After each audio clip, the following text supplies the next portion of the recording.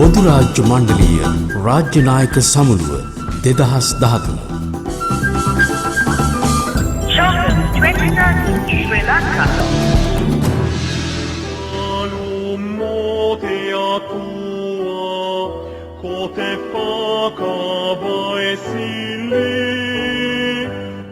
Coral පරවලින් වට වූ තුවාලු දිවයින පිහිටා ඇත්තේ පැසිෆික් සාගර කලාපයේ.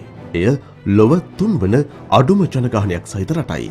එසේම ලොව 4 වන කුඩාම රට වන්නේද තුවාලු දිවයිනයි. පොලිනීසියන් ජනතාව මෙය මුල්වරට ජනාවාස කළා. බටහිර නාවිකයන් තුවාලු දිවයින හඳුන්වා ඇත්තේ කලපු දිවයින ලෙසයි. මෙහි දූපත් සංඛ්‍යාව 9ක්. ඉන් 8ක්ම ජනාවාසවයි පවතින්නේ. මුහුදු ජලය ඉහළ යාමෙන් රට මුහුදට යටවීමේ අවදානමක් මතුව තිබෙනවා. ඒ හේතුවෙන් තුවාලු රජය නවසීලන්තයේ සමග ගිවිසුමකට එළඹීමට සැලසුම් කර තිබෙනවා. ඒ 3000කට ආසන්න පිරිසක් නවසීලන්තයේ වෙත යොමු කිරීමටයි. 1568 දී යුරෝපා ජාතිකයන් මෙහි පැමිණියා. සෑම පවුලකටම ඔවුන්ට ආවේනික කාර්යභාරයක් පවතිනවා. පවුලේ උරුමය දෙමාපියන්ගෙන් දරුවන්ටයි හිමිවන්නේ. උත්සව සඳහා නර්තනය මෙන්ම ගායනය භාවිත කිරීම අතිශය ප්‍රචලිතයි.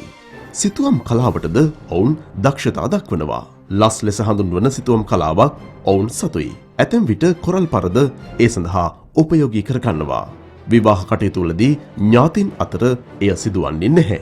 කෙසේ වෙතත් විවාහය තුවාලු සමාජයේ අතිශය වැදගත් චාරිත්‍රයක්.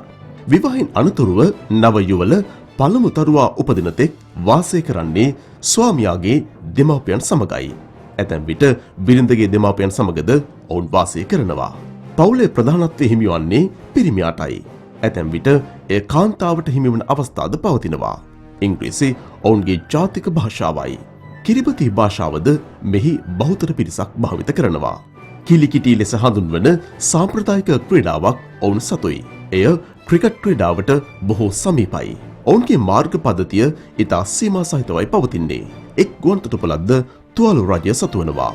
මැනීපා ලෙස හඳුන්වන සාම්ප්‍රදායික ගොඩනැගිල්ලක් එහි දැකගත හැකි.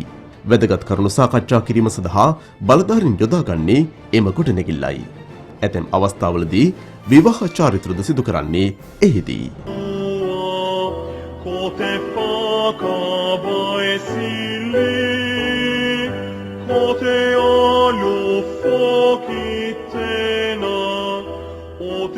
තුවාලු ඇතුළු සමාජික රටවල් සහභාගී වන පොදු රාජ්‍ය මණ්ඩල සමුළුවට තව දින 20යි.